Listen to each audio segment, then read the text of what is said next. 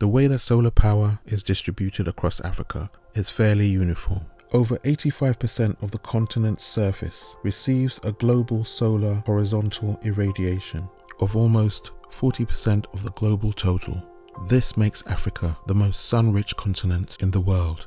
Africa receives many more hours of bright sunshine during the course of the year than any other continent on the earth.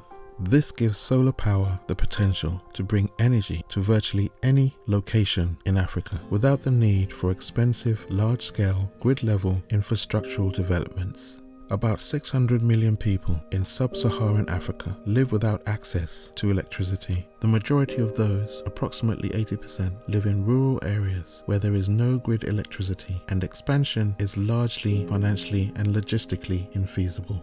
In 2009, 1% of sub-Saharan Africa used solar. Now, it's over 5% or more than 11 million people. It's set to increase to over 500 million people by 2030. There are several reasons why this has happened. Solar panels and low-energy LED bulbs are constantly improving by becoming more efficient. They have also become cheaper to produce. Lithium batteries have replaced nickel-cadmium batteries. They can store much more electricity and recharge more often. At the moment, most homes and businesses use diesel generators, which may not only be harmful to the environment, but also present a significant health risk to the African population. Dr. Kaniva Mundi, an epidemiologist and air pollution researcher at the African Population and Health Research Center in Kenya, says that chemicals or fine particulate matter in diesel exacerbates symptoms of disease that affect the lungs, heart, and central nervous system. A recent report published by the World Bank and Institute of Health Metrics and Evaluation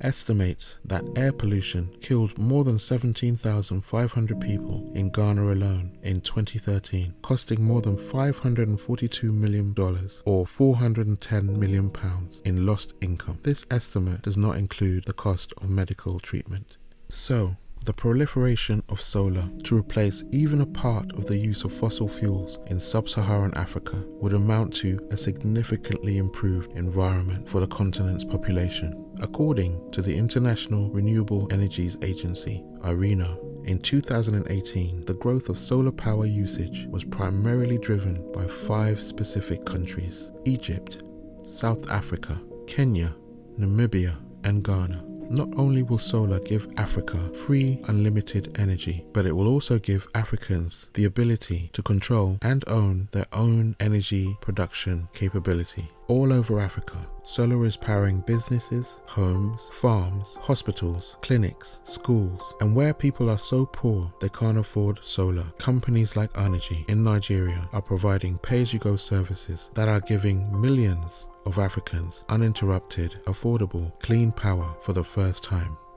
In some parts of Africa, companies are producing their own solar panels. Solar is being used as power plants to transform salty ocean water into drinking water. Some African countries have introduced cycles that use mounted solar panels to offset pedal power.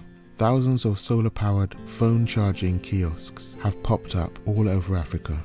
All kinds of products are being developed to take advantage of Africa's solar power revolution. We all remember solar-powered calculators, but now we have solar-powered computers, phones, garden tables, toys, keyboards, mice, boom boxes, radios, and fridges. There are even autonomous solar-powered robot lawnmowers. The next step could be autonomous solar-powered robots tending farms that feed millions of Africans' poorest, or giant solar-powered 3D printers building homes for Africa's poorly housed or homeless. The possibilities are endless. Solar may not be the final definitive answer to Africa's energy question, but we can all agree that it has a significant part to play.